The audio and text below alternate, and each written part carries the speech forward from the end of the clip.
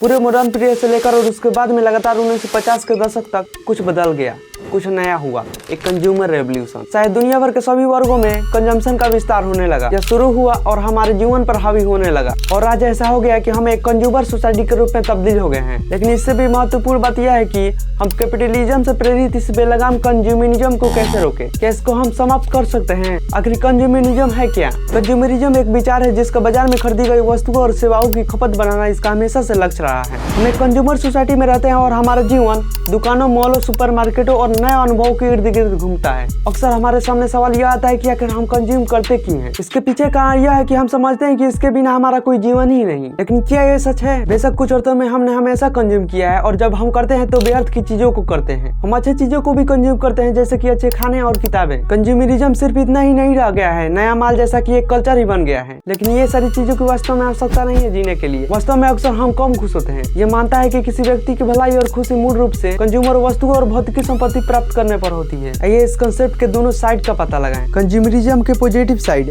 कुछ economics consumerism को एक पॉजिटिव घटना के रूप में देखते हैं। उनका मानना है कि कंज्यूमर्स खर्च, प्रोडक्शन और इकोनॉमिक ग्रोथ को प्रोत्साहित करते हैं। इस अप्रोच से कंज्यूमर्स को खर्च करने के लिए प्रोत्साहन करना एक मेजर पॉलिसी का टारगेट है। कंज्यूमरिज्म से प्रेरित कैपिटलिज्म ने कई लोगों के जीवन स्तर में सुधार किया है। लोगों का वस्तुओं और सेवाओं तक पहुंच बढ़ी है। आइए अब हम इसके नेगेटिव साइड को देखें। अत्यधिक कंज्यूमरिज्म पृथ्वी के नेचुरल रिसोर्सेज की कमी और पोल्यूशन में योगदान देता है। दुनिया सामानों में डूब रही है। जो सामान हम मॉलों, दुकानों से खरीदते हैं उसका इस्तेमाल करने के बाद उसे बाहर फेंक देते हैं, जो अरबों टन कचरे का कारण बनता है। इसी के कारण से वायुमंडल में हर साल उगलने वाली कार्बन डाइऑक्साइड की मात्रा में बढ़ोतरी हो रही है। यह कंज्यूमर्स का शोषण कर सकता है और नेगेटिव साइकोलॉजिकल इफेक्ट डाल सकता है। इंडस्ट्री और बिजनेस ने लोगों की इच्छाओं पर पूंजी लगाई है, जिससे इनसेंसिटिविटी का एक साइकिल बन गया है। विज्ञापनों की निरंतर बमबारी के कारण कंज्यूमर वस्तुओं के आकर्षण से प्रेरित होकर लोग अब अधिक मात्रा में खरीदने के लिए अधिक संभावना रखते हैं। जबकि कंज्यूमरिज्म के कुछ साइड